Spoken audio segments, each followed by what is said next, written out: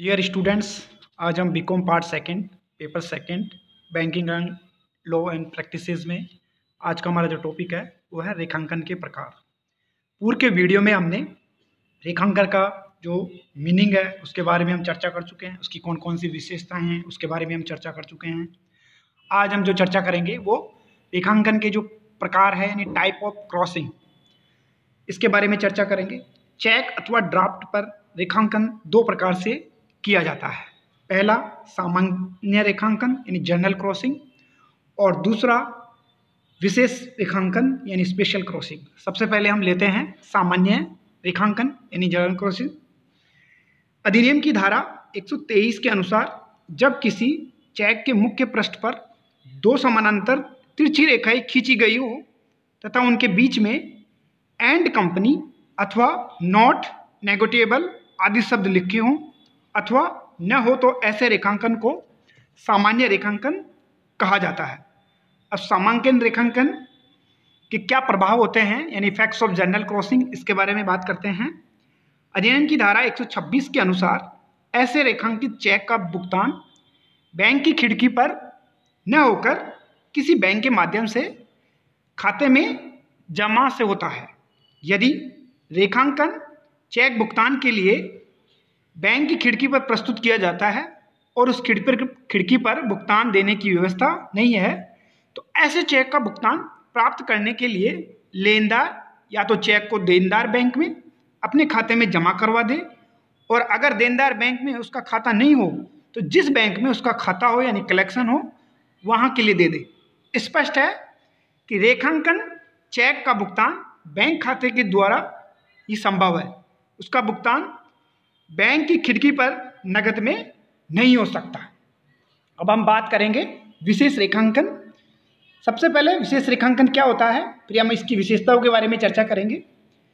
Special crossing यानी विनिमय साध्य विनिमय अधिनियम की जो धारा है उसकी 124 के अनुसार जब किसी चेक के मुख्य पृष्ठ पर खींची गई समानांतर तिरछी रेखाओं के बीच किसी बैंक का नाम लिख दिया जाता है, चाहे उसके साथ कोई अन्य शब्द एंड को नॉट नेगोटिएबल अथवा अन्य कोई संक्षिप्त रूप में लिखे गए हो अथवा नहीं हो, ऐसे रेखांकन विशेष रेखांकन समझे जाते हैं और लिखित में बैंक के नाम रेखांकित माना जाएगा।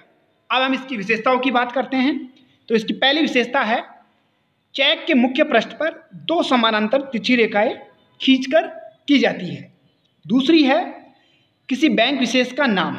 कहने का मतलब यह है कि बैंक विशेष का नाम इन समांतर रेखाओं के बीच में लिखा होता है, तो बैंक विशेष का नाम होना अनिवार्य है।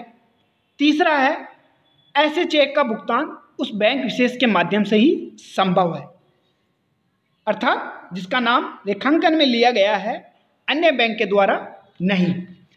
फिर है इसकी चौथी विशेषता, विशेष रेखांकन में एंड कंपनी शब्द लिखे जावे। अगर हम बात करें यानी एंड कंपनी नॉट नेगोटिएबल आदि शब्द लिखे जावे अथवा नहीं, रेखांकन को प्रभावित नहीं करते। पांचवी विशेषता है विशेष रेखांकन में केवल बैंक का नाम लिखना जरूरी। हम बात करते हैं चाहे दो आड़ी या तिरछी रेखाएं खींची हो अथवा न हो, दोनों रेखाएं खींचना ऐसे रेखांकन में अनिवार्य नहीं है, केवल परंपरा के कारण ऐसा किया जाता है।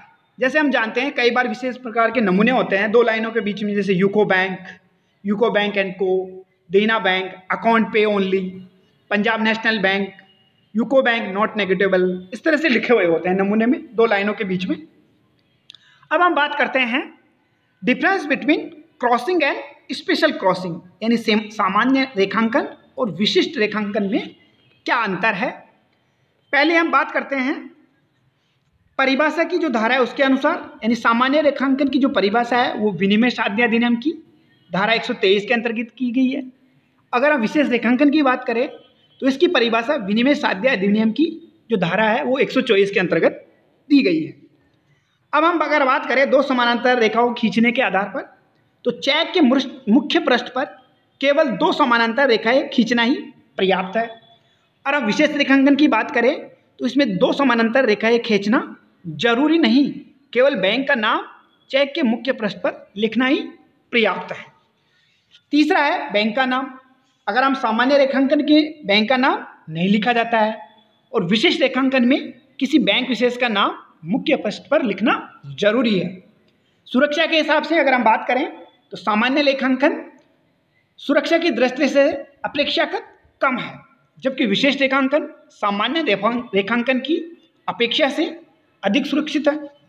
अगर हम भुगतान के आधार पर बात करें तो सामान्य रेखांकन वाले जो चेक का भुगतान किसी भी बैंक के माध्यम से लेना संभव है, जबकि विशेष रेखांकन चेक का भुगतान केवल उसी विशेष बैंक के माध्यम से ही संभव है जिस चेक के रेखांकन पर नाम लिखा हो। अब हम रेखांकन परिवर्तन के आधार पर बात करें तो सामान्य रेखांकित चेक को धारक विशिष्ट रेखांकन कर सकता है, लेकिन विशेष रेखांकन की हम बात करें स्पेशल क्रॉसिंग की, तो उसमें चेक को धारक द्वारा सामान्य रेखांकन पे नहीं बदल सकते। अगर हम बात करें विशेष रेखांकन का जो प्रभाव है, इफेक्ट्स के बारे में बात करें तो विशेष रेखांकन के कारण बैंक का नाम लिखना अनिवार्य होने से उस चेक का भुगतान केवल उस बैंक विशेष के माध्यम से ही संभव है।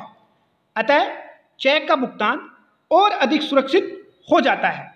यानी कलेक्टिंग बैंक का यह दायित्व है कि वह चेक का भुगतान केवल वास्तविक धारक के लिए ही प्राप्त करे, और जो देनदार बैंक है उसका कर्तव्य है कि उस बैंक विशेष को भुगतान करे जिसके नाम विशेष रेखा में लिखे हो। अन्य बैंक द्वारा संग्रहण से मना किया जा सकता है। अगर हम दोहरा लेखांकन की बात करें यानी डबल क्रॉसिंग की, तो जब किसी चेक पर एक से अधिक बैंकों का नाम लिखकर विशेष रेखांकन किया जाता है तो यह अधिनियम की धारा 127 के अनुसार ऐसा विशेष रेखांकन चेक अवैध माना जाता है। अतः अधिनियम की जो 125 की धारा है उसमें विशेष रेखांकन में अंकित बैंक अगर चेक का संग्रहण करने के लिए अपने एजेंट के रूप में दूसरे बैंक के नाम पर पुनः रेखांकित करता है तो ऐसा स्पष्ट रूप में लिखा होने पर दूसरे बैंक के नाम किया जाता है वो दोहरा लेखांकन माना जाएगा। जैसे एग्जाम्पल में 2 लाइनों के बीच में UCO bank to bank of Baroda as agent for collection लिखा हो। आज के वीडियो में हम आज इतनी ही चर्चा करेंगे। कल हम बात करेंगे कौन सा चेक यानी चेक को कौन रेखांकित कर सकता है, यानी उसका ड्रॉवर कौन है, होल्डर कौन है, कौन सा बैंक है, सामान्य से विशेष रेखांकन कैसे होता है, बैंक द्वारा पुनः रेखांकन यानी रिक्रॉसिंग बाय बैंक कैसे करता है। उसके बाद में हम रेखांकन में विशेष शब्दों का प्रयोग और उसके इफेक्ट्स के बारे में भी हम कल चर्चा करेंगे। इसके बाद में हम ये देखेंगे कि रेखांकन को रद्द और उसको विलोम करना अथवा खोलना इन कैंसिलेशन और ओपनिंग ऑफ क्रॉसिंग ये कैसे की जाती है, उसमें कौन कौन से आवश्यक तत्व है, इन सब के बारे में हम कल के वीडियो में चर्चा करेंगे। आज इतना ही। Thank you.